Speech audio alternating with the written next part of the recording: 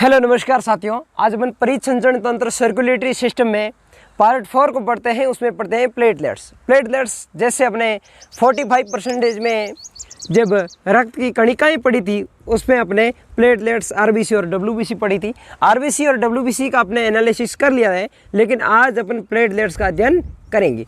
तो चलिए आइए स्टार्ट करते हैं और आप एंजॉय के साथ अपनी क्लास को देखते रहिएगा। तो आपको क्लास का एंजॉय लेना है और मैं आपको स्टडी मटेरियल आपके सामने रखूँगा और आपको उसको आनंद से स्टडी के रूप में अपने दिमाग में फिट करना है। तो चलिए स्टार्ट करते हैं। तो सबसे पहले मैं आपको बता दूं कि प्लेटलेट्स, इसकी हमारे रक्त में क्वांटिटी कितनी होती है। प्लेटलेट्स इसकी जो क्वांटिटी होती है वो ब्लड में कितनी होती है। आरबीसी की मिलियंस में थी और डब्ल्यूबीसी की 1000 में थी, लेकिन इसकी लाख में है। इसकी 4.5 से लेकर 5.5 लाख प्रति 100 ml एसबी ब्लड में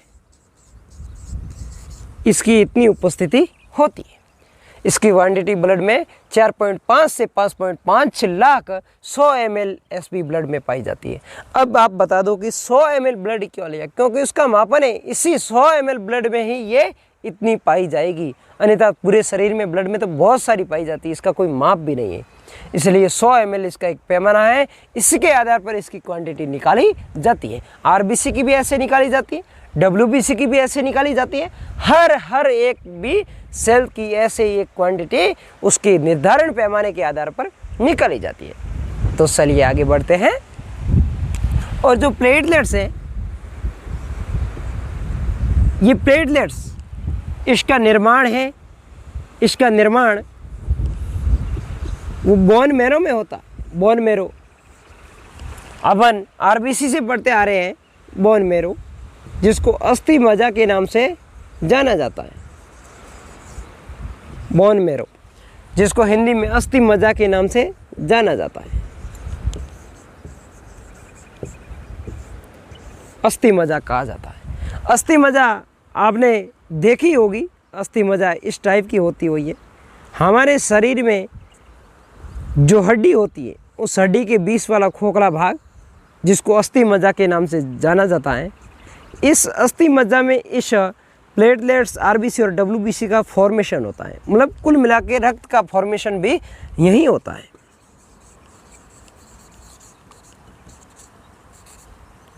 ठीक है, तो इसका निर्माण यहाँ होता है अस्थि मज्जा में। और इस प्लेटलेट्स की जो जीवन काल है, इस प्लेटलेट्स का जीवन काल, जो जीवन काल है वो 1 से 1.5 वीक तक का होता है। मतलब 8 से 10 दिन का होता है। 8 से 10 डे तक ये जीवित रहती है। मतलब 1 से लेकर 1.5 वीक। ओके, अब इतना आपको समझ में आ गया होगा। इतना इसका जो जीवन काल है वो होता है। और जो प्लेटलेट्स है उसकी मृत्यु भी ब्लड में होती है, उसकी डेथ भी ब्लड में होती है, रक्त में होती है। और इस प्लेटलेट्स का रीजनरेशन वापस सेल डिवीजन की प्रक्रिया के द्वारा वापस ये भी ब्लड में ही बनती है। पुनः निर्माण भी वापस ब्लड के अंदर ही होता है। तो आप कह सकते हैं कि प्लेटलेट्स की इतनी सारी इम्पोर्टेंसी है जो अपन ने पढ़ी। हमारे शरीर के अंदर जो रक्त होता है उस रक्त में प्लेटलेट्स की भी महत्वपूर्ण भूमिका होती है। जिस प्रकार कोई हमारे चोट लग जाती है, चोट लगने के टाइम ऊतक का क्षति हो जाती है। ऊतक क्षति के टाइम ब्लड का सर्कुलेशन बाहर आ जाता है। जब ब्लड बाहर निकलना शुरू हो जाता है तो जब शरीर में प्लेटलेट्स की यदि कमी हो जाती है तो उसको हीमोफीलिया नामक बीमारी कहते हैं। जब प्लेटलेट्स होगी नहीं तो ब्लड का क्लॉटिंग नहीं होगा, जब ब्लड क्लॉटिंग नहीं होगा तो हमारे शरीर से रक्त पूरा बाहर निकल जाएगा। ऐसे यदि शरीर से पूरा रक्त बाहर निकल जाएगा तो बाहर रक्त निकलने पर शरीर में रक्त की कमी हो जाएगी। जब शरीर में रक्त की कमी हो जाएगी तो पूरे शरीर में रक्त घूमेगा भी नहीं, तो ब्लड सर्कुलेशन नहीं होगा, तो ऑक्सीजन का परिवहन भी ब्लड करता है, उसमें हीमोग्लोबिन के साथ जुड़ के जाती है, तो ऑक्सीजन का परिवहन भी नहीं होगा। जब ऑक्सीजन का परिवहन नहीं होगा तो कोशिका हमारे सेल के पास जो ग्लूकोज पड़ा है उस ग्लूकोज का भी ऑक्सीडेशन नहीं होगा, इसका भी ऑक्सीडेशन नहीं होगा। जब इसका ऑक्सीकरण नहीं होगा तो माइटोकॉन्ड्रिया, जो सेल में माइटोकॉन्ड्रिया होता है ऊर्जा ग्रह, उसके पास भी एनर्जी नहीं होगी। ठीक है, तो आप समझ सकते हो कि ये प्रक्रियाएं सभी ब्लड के ऊपर निर्भर होती हैं। एक भी कंपोनेंट अनुपस्थित हो तो हमारा जीवन अव्यवस्थित हो जाता है। तो इस प्रकार से आप इसको समझ सकते हैं। तो आगे बढ़ते, आप वीडियो को पॉज करके ये नोट्स के रूप में बना सकते हैं। तो चलिए आगे बढ़ते हैं।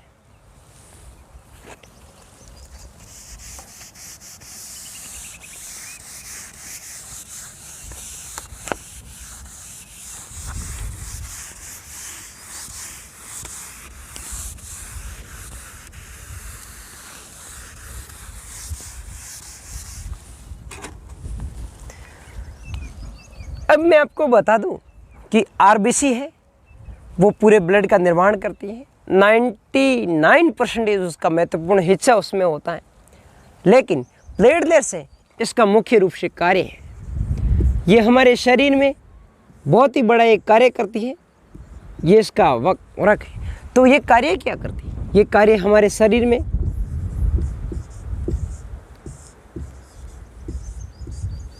जब भी ऊतक की क्षति हो जाती है, जब भी टिश्यूज इंजेक्ट हो जाते हैं, ऊतक क्षति हो जाती है, ऊतक क्षति के समय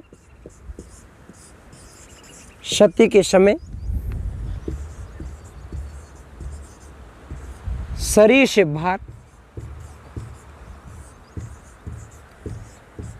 से बाहर ब्लड का क्लॉटिंग करवाती है, ब्लड का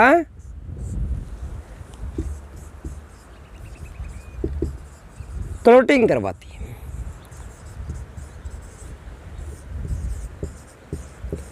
अब आपको समझ में आ गया होगा कि ये हमारे शरीर के लिए कितना इम्पोर्टेंस है, क्योंकि आप देख सकते हो कि हम जो भी कार्य करते हैं हर तरफ कहीं ना कहीं शरीर में ब्लड बाहर आ ही सकता है, लेकिन ब्लड कहीं भी चोट लगने से ये तो आवश्यक रूप है, जीवन में जिएंगे तो ब्लड बाहर आएगा। तो ब्लड को ये रुकवाने में महत्वपूर्ण भूमिका इसकी होती है, लेकिन इसके साथ साथ और भी फैक्टर्स होते हैं, वो भी ब्लड क्लॉटिंग का कार्य करते हैं। तो एक होता है जिसका नाम होता है विटामिन्स के,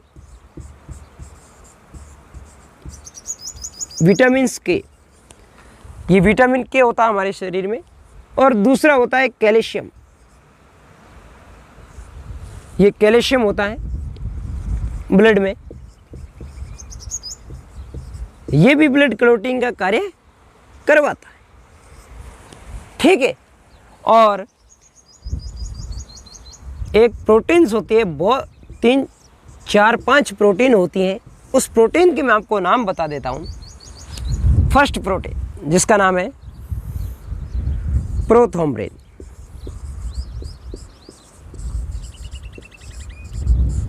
सेकंड प्रोटीन जिसका नाम है थ्रोम्बिन, थर्ड जिसका नाम है फाइब्रिनोजन, और फोर्थ जिसका नाम है फाइब्रिन। तो ये 4 प्रोटीन्स होती हैं जो मुख्य रूप से इसमें ब्लड क्लॉटिंग में भूमिका निभाती है।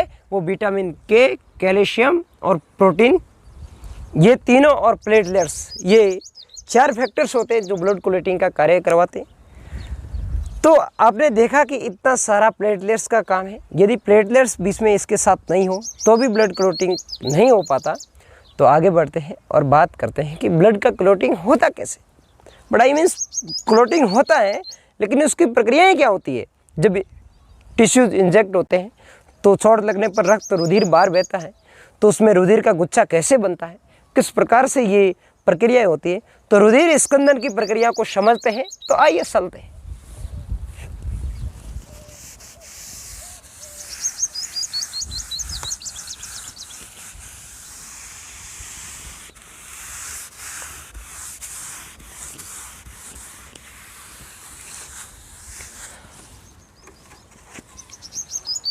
आपने देखा होगा कि कहीं पर चोट लग गई है, लेकिन 1-2 मिनट के बाद वो ब्लड है वो ऑटोमेटिक हमारे शरीर से बाहर नहीं आता, फिर रुक जाता है, फिर उसका क्लॉटिंग हो जाता है। वो किस प्रकार से होता है? वो इस प्लेटलेट्स, विटामिन के, कैल्शियम और प्रोटीन के कारण ही होता है।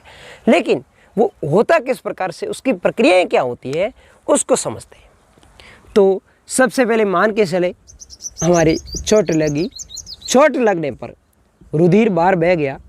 अब रुधिर बाहर बह गया तो इंजेक्ट टिश्यू, जो भी ऊतक है उसकी क्षति हो जाएगी, वो ऊतक है वो टूट जाएंगे। तो ऊतक टूटेंगे तो वो अपन को ध्यान है कि ब्लड का सर्कुलेशन होगा, लेकिन उसी समय होगा किसका, होगा ब्लड का। तो ब्लड बाहर आएगा तो ब्लड में होती क्या है, प्लेटलेट्स, पीटी। अब प्लेटलेट्स है वो आ जाएगी रुधिर से बाहर। अब रुधिर के साथ साथ हमारे शरीर के बाहर आ जाएगी, तो ये आदेश देगा ब्लड कि भाई साहब मैं बाहर जा रहा हूँ। तो ये लीवर बेचारा अंदर से विटामिन के को भेज देगा,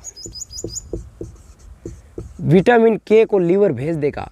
लीवर को ब्लड कहेगा कि लीवर तू विटामिन के को भेज फटाफट, क्योंकि ब्लड हमारा शरीर से टोटल बाहर जा रहा है। तो ये प्रक्रियाएं होती है प्लेटलेट्स, और विटामिन के को बुलाता है प्लेटलेट्स। और जब प्लेटलेट्स जब बाहर आती है, तो जब रक्त के साथ प्लेटलेट्स बाहर आती हैं तो विटामिन के भी उसके साथ आ जाता है। तो ये इसमें बनता है थ्रोम्बोब्लास्टिन।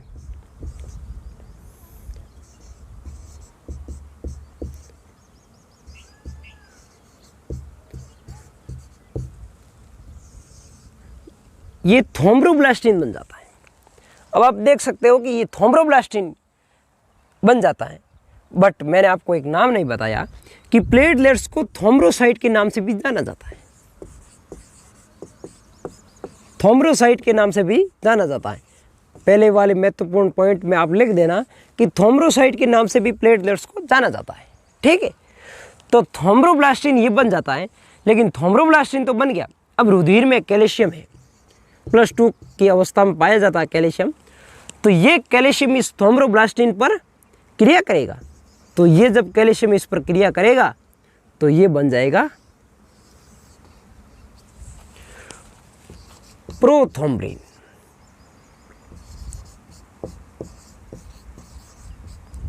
ये प्रोथ्रोम्बिन में बदल जाएगा।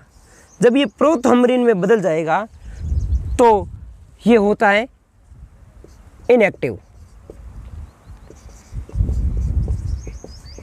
इनएक्टिव होता है, ये निष्क्रिय अवस्था में प्रोथ्रोम्बिन प्रोटीन होती है। फिर इसको सक्रिय में बदलने के लिए वापस कैल्शियम इस पर क्रिया करेगा, और कैल्शियम इसको क्रिया करके इसको थ्रोम्बिन में बदल देगा।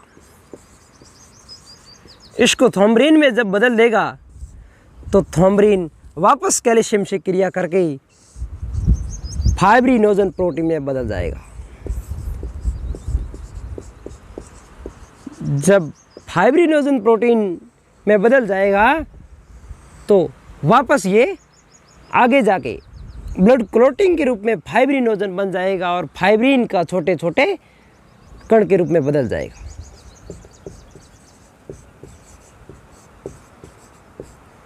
तो ये लास्ट में जाके फाइब्रिन बनता है, तभी क्लॉटिंग होता है।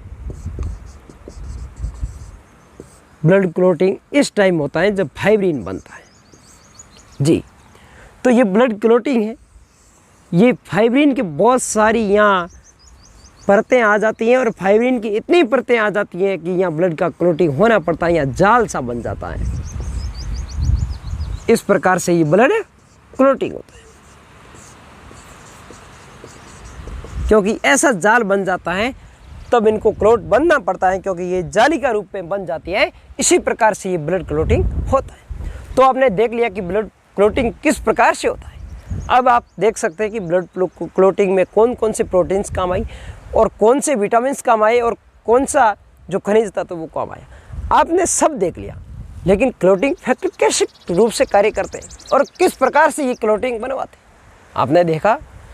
अब अपन आगे बढ़ते हैं। आगे बढ़ने पर बात करते हैं कि जो ब्लड है, ये ब्लड हमारे शरीर के बाहर आते ही जमने स्टार्ट हो जाता है और ब्लड का क्लोटिंग हो जाता है, लेकिन शरीर के अंदर इसका क्लोटिंग क्यों नहीं होता। तो आगे बढ़ते हैं और बात करते हैं।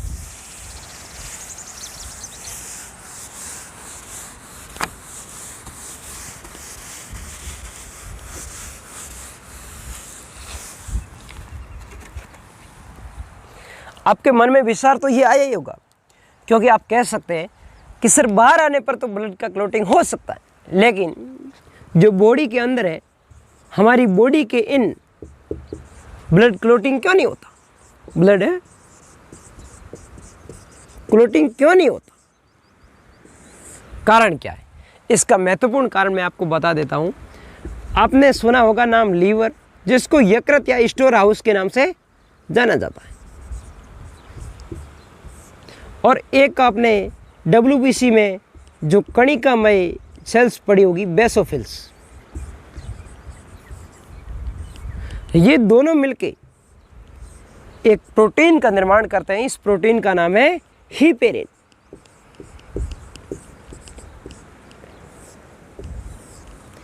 हीपेरिन प्रोटीन बनाते हैं। ये दोनों हीपेरिन प्रोटीन का शरीर के अंदर सिक्रेशन करते हैं। इस हीपेरिन प्रोटीन की वजह से हमारे शरीर के अंदर रक्त का क्लोटिंग नहीं हो पाता।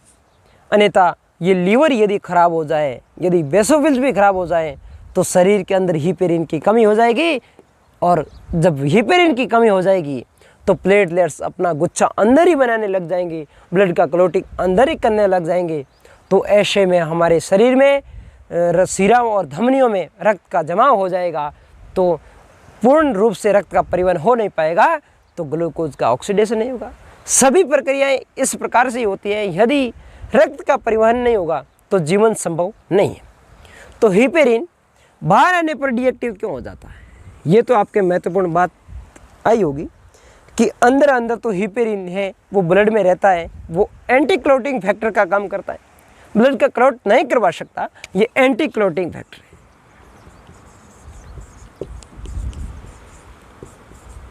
एंटी क्लोटिंग फैक्टर है।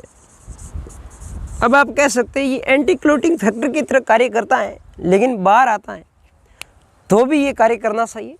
जी हाँ, जो ये वायु चलती है, इस वायु के संपर्क में जब हीपेरिन आता है, तो हीपेरिन प्रोटीन एक ऐसी प्रोटीन है जो वायु के संपर्क में आने पर ये डीएक्टिवेट हो जाती है, ये निष्क्रिय अवस्था में चली जाती है। क्योंकि जब वायु के संपर्क में ये आती है तो ये निष्क्रिय हो जाती है। इसी वजह से बाहर आता है जब ब्लड, तो उसके समय ये निष्क्रिय अवस्था में हो जाती है, तो प्लेटलेट्स अपना ब्लड क्लोटिंग करवाने का कार्य करते हैं।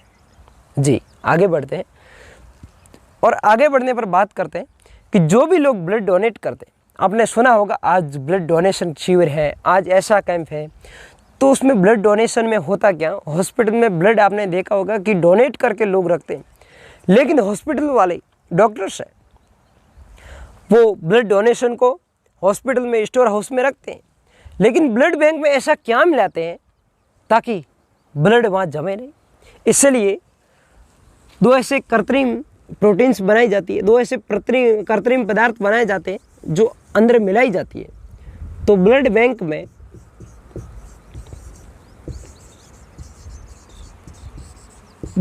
में जब ब्लड लोग डोनेट करते हैं, तो डोनेट करने पर हॉस्पिटल में रखा जाता है, तो उसमें क्या मिलाया जाता है ताकि वो एंटी क्लोटिंग फैक्टर की तरह कार्य करे और ब्लड का जमाव नहीं हो, ताकि कोई भी लोगों को ज़रूरत पड़े तो वो ब्लड कार्य रूप से अच्छा करने की प्रगति पे ले सके। तो उसमें दो प्रमुख घटक मिलाए जाते हैं। पहला घटक है जिसका नाम है कैल्शियम सिट्रेट, ध्यान रखना बहुत ही महत्वपूर्ण पॉइंट्स है। कैल्शियम सिट्रेट और दूसरा है जो है सोडियम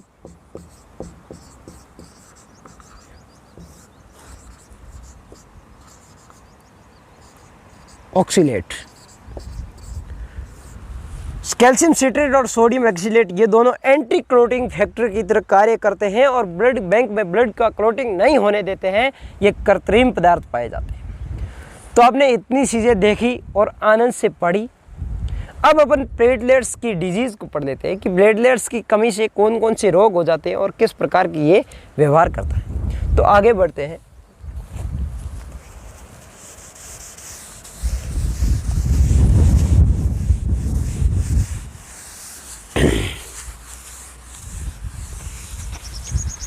तो मेरे दोस्तों आगे बढ़ने पर अपन बात करते हैं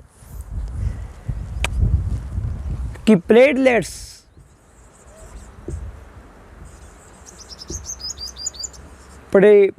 से डिजीज़, प्लेटलेट्स की डिजीज़ है उसको अपन पढ़ लेते हैं।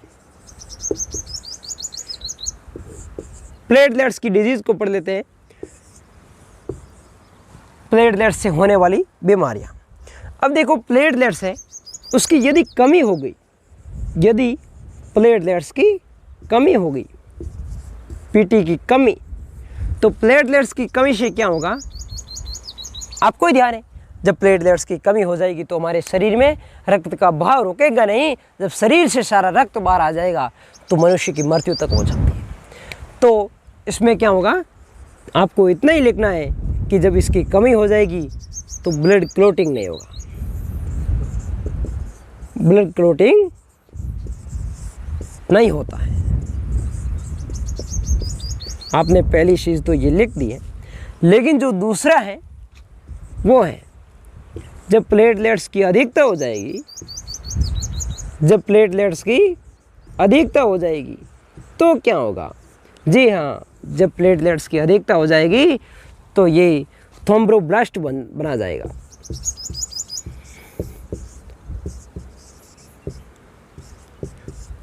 तो इसको थ्रोम्बोब्लास्ट के नाम से जाना जाता है। ये थ्रोम्बोब्लास्टिन है, थ्रोम्बोब्लास्टिन के नाम से जाना जाता है। ये थ्रोम्बोब्लास्टिन है, ये क्या करता है जब प्लेटलेट्स इतनी ज़्यादा मात्रा में बन जाएगी तो हमारे शरीर के अंदर ही हिपेरिन को डीएक्टिवेट कर देगा और ये थ्रोम्बोब्लास्टिन जब अंदर थ्रोम्बोब्लास्ट के रूप में ब्लास्ट बन जाएंगे और ट्यूमर बन जाएंगे और रक्त की ट्यूमरें बन जाएगी तो रक्त की गांठें बन जाएगी। इस प्रकार से ज़्यादा जब प्लेटलेट्स हो जाएगी तो हमारे शरीर में ही रक्त का जमा हो जाएगा। हमारे शरीर में ही रक्त का जमा हो जाएगा, रक्त का जमा हो जाएगा। ठीक है, इतनी बातें आपने पढ़ी। अब अपन पढ़ लेते हैं तीसरा, जिसको कहते हैं हीमोफीलिया। आपने नाम सुना होगा हीमोफीलिया रोग। हीमोफीलिया रोग क्या होता है। हीमोफीलिया एक शाही डिजीज है, एक रॉयल डिजीज है। और क्या होता था कि बाहर के विदेश के लोग थे, वहाँ राजा थे, उन राजा के परिवार में ये हीमोफीलिया रोग हो गया। उनके परिवार में जो भी लोग जन्म लेते तो उनकी वंशानुगत प्रकृति में ये पैदा हो गया कि हीमोफीलिया रोग हो गया। उनके कोई भी जैसे कोई भी चोट लगी तो उसका ब्लड क्लोटिंग होता ही नहीं, ब्लड बाहर आता ही रहता क्योंकि उसमें प्लेटलेट्स की कमी थी। तो ऐसे लोग होते हैं कुछ कुछ जिसमें प्लेटलेट्स की कमी होती है, मान लेना उसका ब्लड क्लोटिंग होगा नहीं। तो ये है, ये एक शाही रोग है और ये लिंग सहगलन रोग, लिंग सहलगन रोग है, वंशानुगत रोग। वंश भर वंश चलते रहते। इसमें होता क्या है, ब्लड का क्लोटिंग इसमें भी नहीं होता है, तो इसमें भी ब्लड का क्लोटिंग नहीं होता।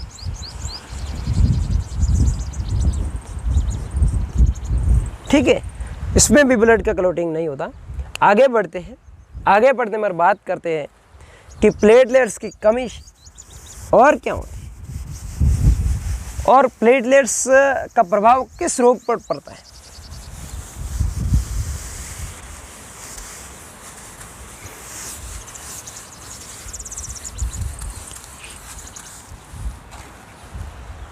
जो प्लेटलेट्स हैं, आपने नाम सुना होगा, एक डेंगू बहुत सारा नाम आपने सुना है डेंगू का तो, और एक सुना होगा आपने मलेरिया और डेंगू, ये भी इस प्लेटलेट्स को बेचारी को प्रभावित करते हैं। तो ये क्या करते हैं कि डेंगू है, ये डेंगू ये एक अरबो विषाणु वायरस के द्वारा होता है। अरबो विषाणु या अरबो वायरस के द्वारा होता है। तो इसका रोगजनक ये है, महत्वपूर्ण पैदा करने वाली जो जनरेशन है इसकी, वो अरबो विषाणु से पैदा होता है। और जो इसका रोगवाहक है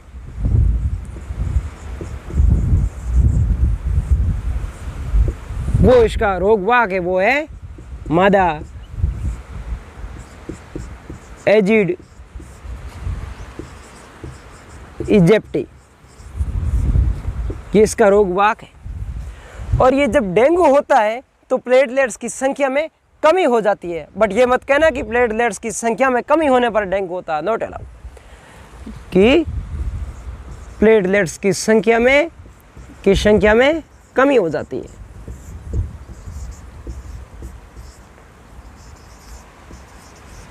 कमी हो जाती है।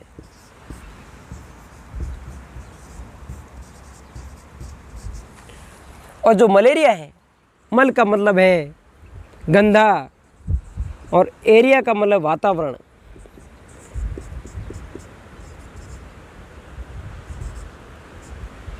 तो गंदे वातावरण में जो रोग होता है वो होता मलेरिया। तो इस मलेरिया का रोगजनक कौन है? इस मलेरिया का इसका रोगजनक प्लाज्मोडियम प्रोटोजोआ है।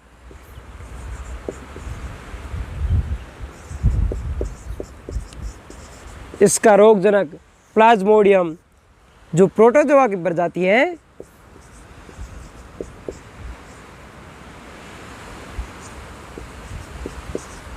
प्रोटोजोआ एक कोशिकीय यूकैरियोटिक जीव होते हैं। प्रोटोजोआ एक कोशिकीय यूकैरियोटिक जीव होते हैं, वो इनकी प्रजाति प्लाज्मोडियम जो इसका रोगजनक है। और जो रोगवाहक है ये साला मच्छर काटने से होता है। इनका मच्छर है तो ये वाहक है, साला मच्छर ये काटता है। इस मच्छर का नाम है मादा एनाफिलीज, मादा एनाफिलीज, मादा एनाफिलीज, मादा एनाफिलीज। तो ये चाला मच्छर है जो काटता है तब मलेरिया होता है। तो ये भी गंदे वातावरण में पाया जाता है। ज़्यादा जल के जो तटीय इलाकों में लोग रहते हैं वहाँ ये ज़्यादा पाया जाता है, गंदे इलाकों में। और ये भी प्लेटलेट्स की संख्या में कमी कर देते हैं। बट इसमें भी फैक्ट ये लागू नहीं होता कि जब मलेरिया होता है तब प्लेटलेट्स की संख्या में कमी हो जाती है। बट जब खाने पीने की कमी से जब प्लेटलेट्स में कमी हो जाती है तब मलेरिया रोग कभी नहीं होता। तो ये अपन ने चीज़ें इतनी पढ़ी, इसके लिए मैं आपका शुक्रिया अदा करता हूँ। अब अपन कल से कंटिन्यू क्लास रखेंगे, वो कल पढ़ेंगे ब्लड ग्रुप। ब्लड ग्रुप हमारे शरीर में कौन सा ब्लड ग्रुप कार्यक्रम है और कौन सा ब्लड ग्रुप किस प्रकार से निर्धारित होता है और किस प्रकार से ब्लड ग्रुप की जांच की जाती है, ये सभी फैक्ट अपन अगली क्लास में पढ़ेंगे। तब तक के लिए धन्यवाद, थैंक यू।